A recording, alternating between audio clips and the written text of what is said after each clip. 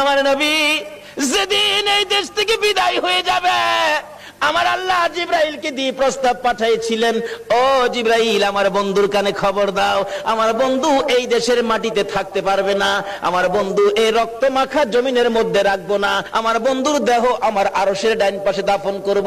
জিব্রাইল খবর নিয়ে ডাকতেছেন, হুজুর আল্লাহর সালাম গ্রহণ করুন। আমি জিব্রাইলের সালাম গ্রহণ করুন। আল্লাহর নবী গো, আপনার দেহ মোবারক আল্লাহর আরশের ডাইন পাশে দাফন হবে, আপনি খুশির সহিত কবুল করুন। আমার নবী কোনো কথা কয় না, দুইটা চোখের পানি জর্জর করে ছাড়তেছে।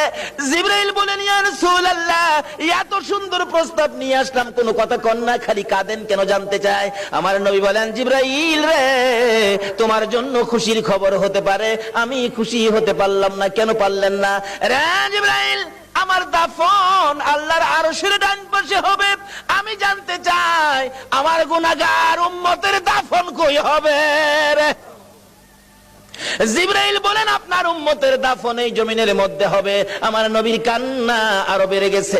জিবরাইল, না না, সইতে পারি না, আমি আরশে থাকবো আর আমার উম্মতেরা এই জমিনে থাকবে।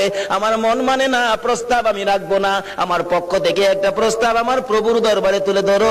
জিবরাইল রে, আমার গুনাহগার এতিম উম্মতেরা যেই জমিনে থাকবে, আমি নবী আরশে যাব না রে, আমি আমার গুনাহগার উম্মতের পাশে সেই জমিনের মধ্যে শুয়ে থাকবো। আরে দয়ালো নবী, প্রেমের ছবি আর আসবে না জগতে, আমার দয়ালো নবী, প্রেমের ছবি আর আসবে না। হাসর দিনে উম্মত বিনে, হাসর দিনে উম্মত বিনে যাবে না নবীজি বেহেশতে।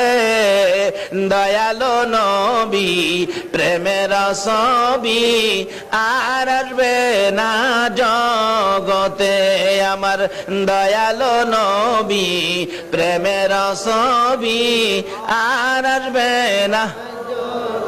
63 সাল জিন্দেগি কাটছে বলে উম্মতি, 63 সাল জিন্দেগি কাটছে বলে, এখনো কান্দে শুয়ে মদিনাতে নবী, এখনো কান্দে শুয়ে মদিনাতে।